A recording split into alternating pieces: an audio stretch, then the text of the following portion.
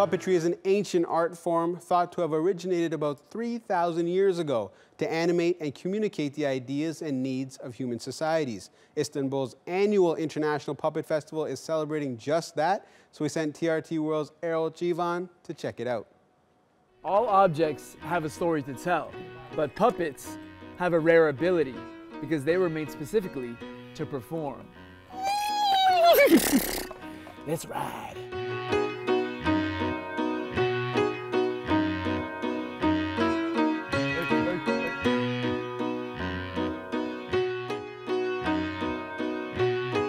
Puppetry can loosely be defined as any object manipulated by a human.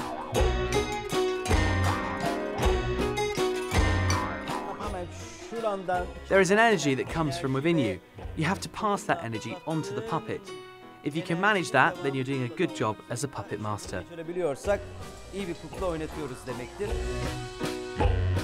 Puppets provide an essential link between learning and play, which makes them perfect teaching tools for young and the elder.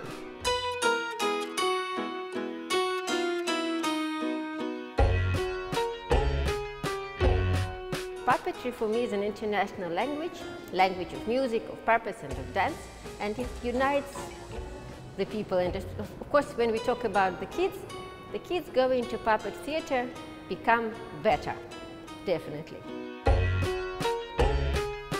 Puppetry is a pure and unbridled form of expression, live and most often improvised.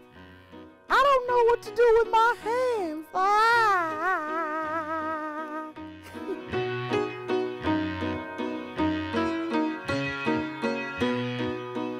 Friends, we discovered that the magic of the puppetry is something that took our soul, because you are playing with something that in fact is dead. It's a piece of wood, but you make it alive and make it, through it your emotion to the audience. When the puppeteers aren't using their own voices to make the sound effects, they're using these fun old-timey cartoon tools.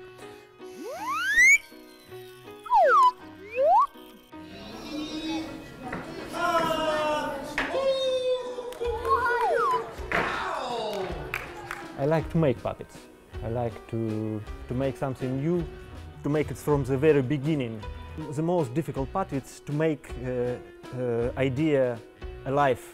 And when I decide how to make it, then the last part is really boring. That's just to make and to make a rehearsal. But to make an idea, to make a good idea, it's really that I like.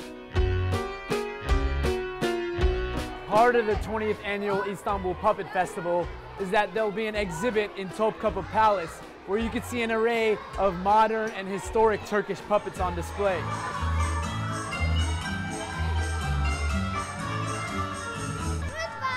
Bye! Thanks for playing with us at the Puppet Festival. Erol obviously had a lot of fun with that assignment. Now let's check out some of the most common puppet types that have developed over time.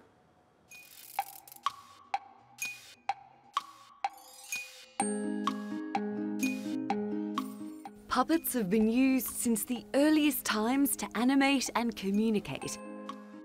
Some historians think they predate actors in theatre. My puppets and I would like to give you our idea of a Hollywood premiere.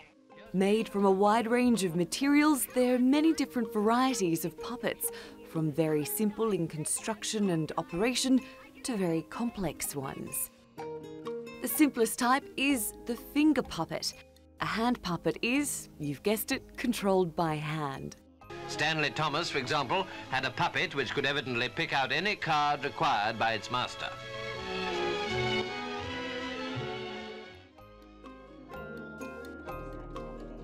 A marionette is a more complicated type that is suspended and controlled by many strings. They're more sophisticated and require greater manipulative control. There's evidence they were used in Egypt as early as 2000 BC. But in Europe, Italy was commonly considered to be the birthplace of the marionette. These early puppets were used to illustrate morality plays to a largely illiterate audience.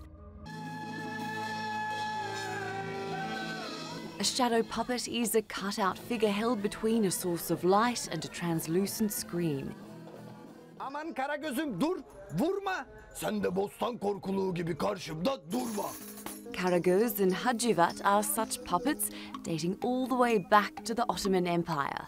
Before the rise of radio and film, stories about these two characters were among the most popular forms of entertainment in Turkey.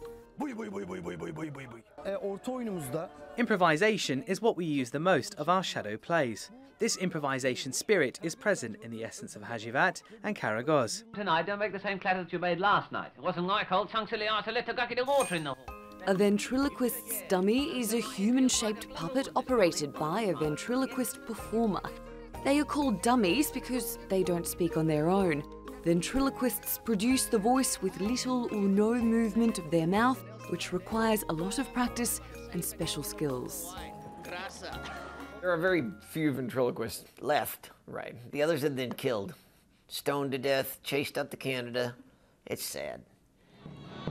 Carnival puppets are usually designed to be part of large spectacles, such as parades. They're at least the size of a human and often much larger. In this case, they require more performers to move the body and limbs, like the ones we are used to seeing in Chinese New Year parades. Now to talk more about this, I'm joined by some puppeteers who are in Istanbul to perform Shadows Tell Stories, which tells 3 folk stories from Indonesia. Susanna, thanks for joining us. In this digital age, some people would say that puppetry is dead. What do you say to that? I really don't think that's the case, to be honest. Well, the fact that there are so many festivals about puppetry, I think is a proof of the fact that this is going on. And we always have quite a big public coming to see our plays, and people like this. I think actually the fact that digital is so present these days makes people look for something different and going back to traditions. And seeing something like this that is so real and simple and direct and immediate, I think people really like it. Now, you're traveling all over the world to tell these stories. Does puppetry have a broad audience worldwide?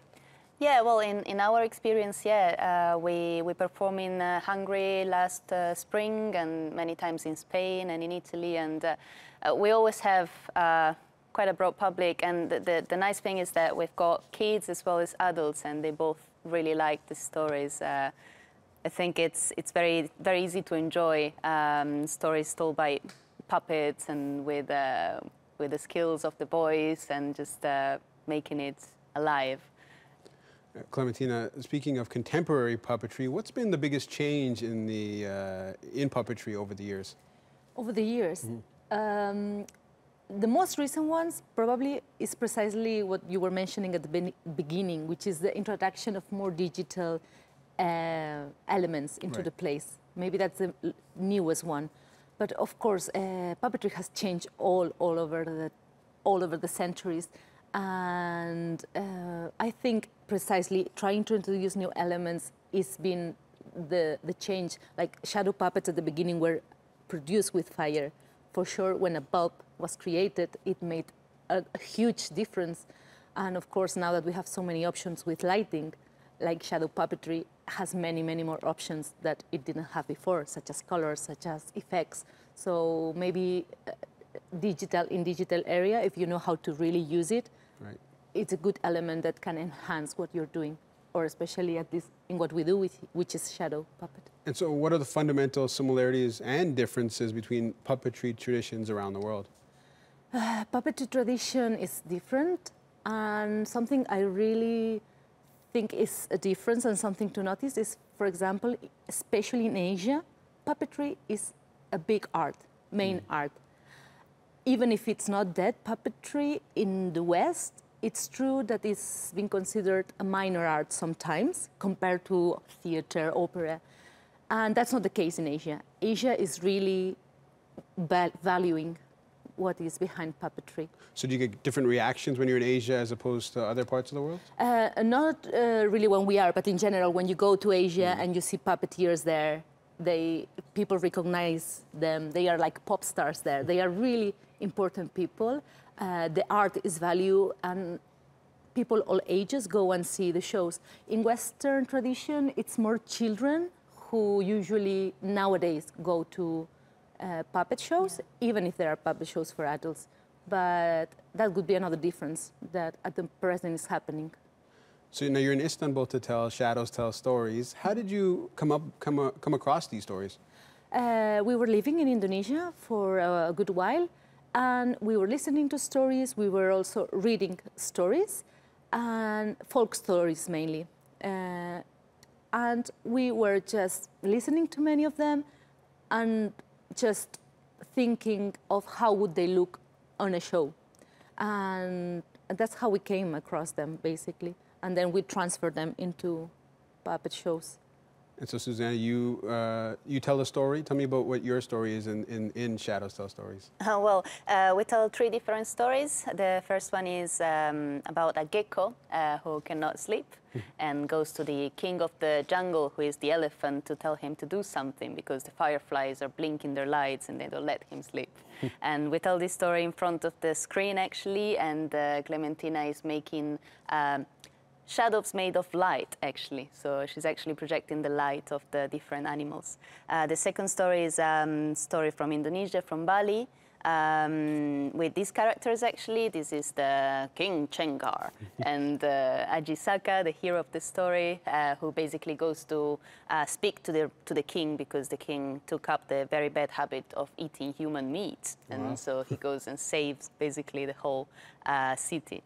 And then the last one is a story from the island of Papua in Indonesia, of course, and it's about how many years ago the days used to be very, very short, and so 2 little sisters try to convince the sun to stay a bit longer so that they have more time, basically. Fascinating. So the choice of our stories, it's also to show diversity in Indonesia, because Indonesia is an archipelago, so there are many islands there, and there's diversity there, so we try to choose a story from each of the islands. So we read many stories, but one of our choice was, let's try to pick up stories from different islands and also that show different kind of approaches, animals, kings and bad people, and also just normal people in the third story. So there's kind of diversity in the islands and also to show it's not a homogeneous culture, right? Exactly. Yeah. Awesome. Thanks so much for joining us. Thank you very much. Our pleasure.